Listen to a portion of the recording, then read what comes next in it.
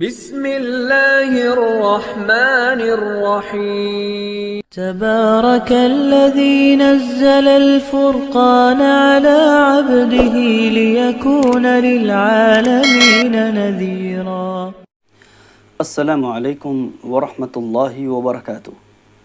میرا نام ہے قاری ابوبکر حیات اور میں آپ کو اپنے چینل پر خوش آمدید کہتا ہوں۔ آج آواز کے متعلق ہم انشاءاللہ گفتگو کریں گے۔ آواز کو خوبصورت کس طریقے کے ساتھ بنایا جاتا ہے اور آواز کو خوبصورت بنانے کے کیا طریقے ہوتے ہیں۔ اگر یہ میری ویڈیو آپ مکمل دیکھ لیں تو یقین جانیے آپ کو بہت زیادہ صرف فائدہ ہی حاصل نہیں ہوگا، بلکہ ویڈیو کے اینڈ تک آپ اپنا مائنڈ سیٹ بھی انشاءاللہ چینج دیکھیں گے۔ یاد رکھیے، آواز کی خوبصورتی ہم ہر چیز کو اللہ کی عطا پہ ڈال دیتے ہیں، اور جس کو اللہ دے نہ دے جی، اور جی اللہ جس کو چاہتا ہے جتنا دیتا ہے، تو یہ بات بالکل درست ہے۔ لیکن اللہ تعالیٰ نے ہر بندے کو عقل دی ہے، اللہ تعالیٰ نے ہر بندے کو صلاحیات دی ہیں۔ اگر ہر کام میں اللہ تعالیٰ نے ہی عطا کرنا ہے تو اللہ تعالیٰ نے صلاحیات کیوں دی ہیں؟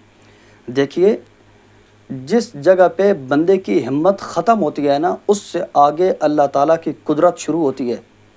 ہم اپنی ہمت تو لگاتے نہیں، سارا کام قدرت پہ ہی ڈال دیتے ہیں۔ تو یاد رکھیے، اللہ تعالیٰ نے ہر کام اگر خود ہی کرنا ہوتا نا تو اس وقت دنیا میں کوئی امیر غریب نہ ہوتا، سارے کے سارے لوگ برابر ہوتے۔ اللہ تعالیٰ نے کسی کو امیر رکھا، کسی کو غریب، اس لیے کہ کسی کی محنت زیادہ ہے اور کسی کی کم ہے۔ اور اللہ تعالیٰ کی جو یہ ایک عجیب چیز ہے، اس کے اوپر یہ ایک عجیب گفتگو ہے کہ اللہ تعالیٰ کس بندے کو زیادہ نوازتا ہے اور کس کو نوازتا ہی نہیں ہے۔ دنیا کے اندر کوئی انسان آپ کو ایسا نہیں دکھائی دے گا جو بندہ کسی بھی فن کے لیے محنت کرے اور اس کو حاصل کچھ بھی نہ ہو، اور ایسے آپ نے بہت زیادہ دیکھے ہوں گے جو کرتے کچھ بھی نہیں ہے اور ان کو حاصل بھی کچھ نہیں ہوتا۔ جو تعلیم میں بہت زیادہ وہ محنت کرتے ہیں اور نکل جاتے ہیں، جو کسی فن میں محنت کرتے ہیں اور نکل جاتے ہیں، جو بالکل ہاتھ رکھ کے بیٹھے رہتے ہیں، وہ آخری عمر تک ہاتھ پہ ہاتھ رکھ کے بیٹھتے ہیں، ان سے ہوتا کچھ بھی نہیں ہے۔ آواز کو بہتر کرنے کے لیے دیکھیں، جو صرف گفتگو ہے نا، ایک تو ہوتا ہے آواز کو پڑھ کے بہتر کرنا۔ مثال کے طور پر اگر کوئی گویہ ہے تو گانے کے ذریعے سے، کوئی نعت خوان ہے تو نعت کے ذریعے سے، تلاوت ہے تو تلاوت کے ذریعے سے پڑھ کے آواز کو بہتر کرتے ہیں۔ لیکن اپنی آواز کو خوبصورت بنانے کے لیے آپ اس بات کو سمجھتے ہیں کہ لوگ بول چال کے اندر بھی کتنی زیادہ محنت اور پریکٹس کرتے ہیں۔ یہ جو ٹی وی چینلوں کے اوپر بہت بڑے بڑے لوگ بیٹھے ہیں، یہ جو خبریں بیان کر رہے ہوتے ہیں، ایک معروف نام ہے عامر لیاقت صاحب۔ دیکھیں، وہ جب چینل پہ آتے تھے تو بولنے کی پریکٹس کرتے تھے وہ، ٹھیک ہے۔ بہت بڑی بڑی شخصیات ہیں، جس وقت وہ بولنے کے لیے بھی کسی سکرین کے سامنے جاتے ہیں نا تو اس چیز کی پریکٹس کرتے ہیں۔ بہت کم لوگ ہیں جو اوریجنل آواز کے ساتھ آپ لوگوں کے ساتھ بات کرتے ہیں، ٹھیک ہے۔ اس لیے آواز کا خوبصورت ہونا یہ بہت بڑا فن ہے۔ اس فن کو حاصل کرنے کے لیے ہاتھ پہ ہاتھ رکھ کے نہیں بیٹھنا، بلکہ آپ کو تگ و دو کرنی ہوگی۔ اور سب سے جو پہلا اور بڑا سٹیپ ہے نا، وہ یہ ہے کہ آپ نے ایک الگ اور تنہا کمرہ تلاش کرنا ہے جہاں شور شرابہ نہ ہو، آپ کی اپنی آواز آپ خود سن سکیں۔ وہاں پر جا کر آپ جو بننا چاہتے ہیں وہ آپ نے پڑھنا شروع کر دینا ہے، ٹھیک ہے۔ اور اسی طرح تنہائیوں کے اندر جا کے، جنگلوں کے اندر، پہاڑوں کے اندر، سمندروں کے اندر، یا کسی بھی ویران جگہ کے اندر، تنہا گھر کے کمرے میں کسی جگہ پہ بھی جائیں، بند کر کے تھوڑی دیر، جب جائیں تب تھوڑی دیر بند کر کے 10-15 منٹ آواز کی پریکٹس کر لیں، یا جس وقت آنے لگیں تب شٹر دکان کا نیچے کر کے تھوڑی دیر آواز کی پریکٹس کر لیں۔ آواز کی پریکٹس کے لیے اگر آپ اس میدان کا بہترین کھلاڑی بننا چاہتے ہیں نا، تو آپ کو تنہائی کے اندر آواز کی پریکٹس کرنا ہوگی۔ تنہائی آواز تنہائی مانگتی ہے۔ اگر تنہائی کے اندر آواز کی پریکٹس نہیں کرتے، آپ ساری زندگی لگے رہیں گے، آپ کی آواز کے اندر فرق نہیں آئے گا۔ میں ایک بہت بڑے قاری کا نام لیتا ہوں، عبدالباسط، بہت بڑا نام ہے قاری عبدالباسط، کون نہیں جانتا، ہر بندہ جانتا ہے ان کو۔ وہ کہتے ہیں کہ تنہائی کے اندر جب آپ مشق کر رہے ہو نا، تو جب آپ کو اپنی آواز خوبصورت لگے تو آواز بندے کو ریکارڈ کر لینی چاہیے، کیونکہ وہ ترقی کی منازل میں آپ کا بہت زیادہ وہ آواز ساتھ دے گی۔ جس وقت بھی آپ کے حوصلے ٹوٹیں گے نا کہ میری آواز کسی کام کی نہیں ہے، اس وقت آپ وہ والی آواز جس وقت آپ سنیں گے انشاءاللہ آپ دیکھیں گے کہ آپ کے حوصلے کتنے بلند ہوتے ہیں اور آپ کتنی تیزی سے اس منزل کے مسافر بنتے ہیں، کتنی تیزی سے اس سفر کو آپ طے کر سکتے ہیں۔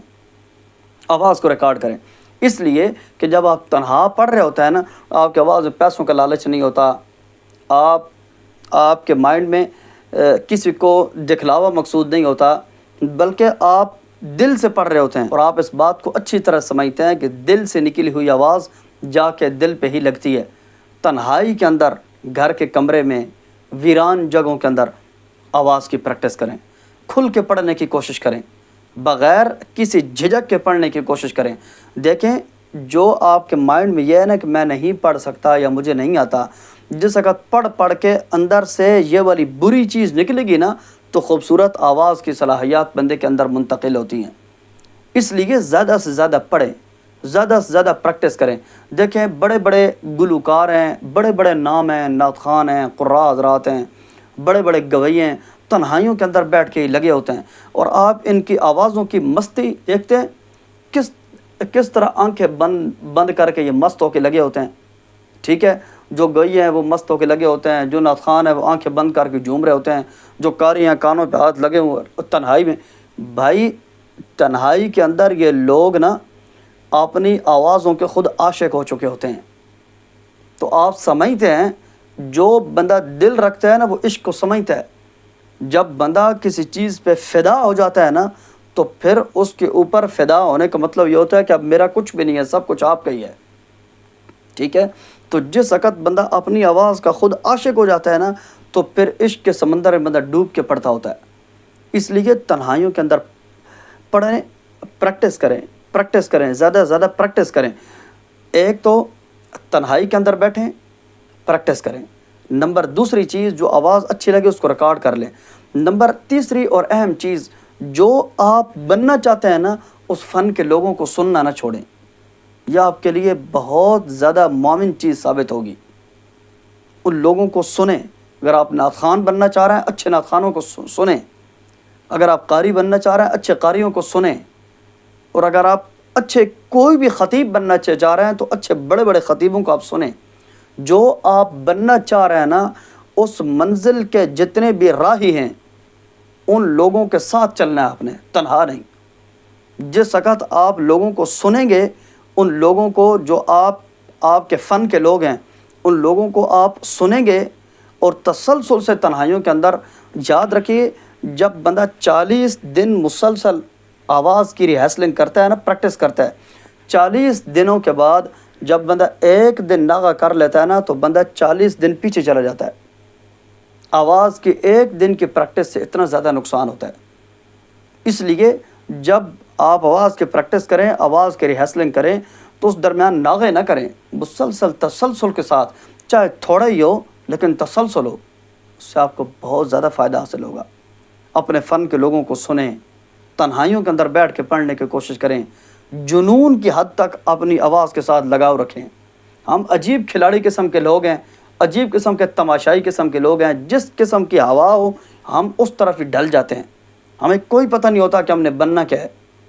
جب یاد رکھیے ایک چیز بنے اور اس کے اندر اپنا نام پیدا کریں۔ ہم یہ بھی بنتے ہیں، وہ بھی بنتے ہیں، یہ بھی بنتے ہیں، وہ بھی بنتے ہیں، آتا جاتا کچھ بھی نہیں ہوتا۔ اگر آواز کے ہی کھلاڑی بننا ہے نا اور آواز کے ہی شاہ سوار بننا ہے تو پھر آواز پہ محنت کریں، انشاءاللہ اللہ تعالیٰ آپ کے راستے بہت زیادہ ہموار کرے گا۔ اور انٹرنیٹ پہ میں نے ریسرچ کیا، آواز کی ریہرسلنگ کے اوپر کوئی ویڈیو اردو کے اندر، پاکستانی، انڈیا، بنگلہ یا بنگالی کوئی بھی انٹرنیٹ پہ نہیں ہے۔ انشاءاللہ اس سے اگلی ویڈیو میں آواز کی ریہرسلنگ اور آواز پہ پریکٹس پہ دوں گا کہ آواز کی ریہرسلنگ اور پریکٹس کس طریقے کے ساتھ کی جاتی ہے، اور ریہرسلنگ کے درمیان جب گلا خراب ہو جاتا ہے کس طریقے کے ساتھ گلے کو کور کرتے ہیں، آواز کو بہتر کرتے ہیں۔ اگلی ویڈیو انشاءاللہ میں اس کے اوپر پاکستان، بنگلہ دیش اور انڈیا، اردو کے اندر کوئی ایسی ویڈیو نہیں ہے، انشاءاللہ پہلی ویڈیو آپ کا بھائی اپلوڈ کرے گا۔ امید ہے کہ آپ ضرور قدر کریں گے۔ انشاءاللہ ملتے ہیں اگلی ایک مفید ویڈیو میں۔ اپنے بھائی، اپنے میزبان قاری ابوبکر حیات کو اجازت دیجیے۔ اللہ حافظ۔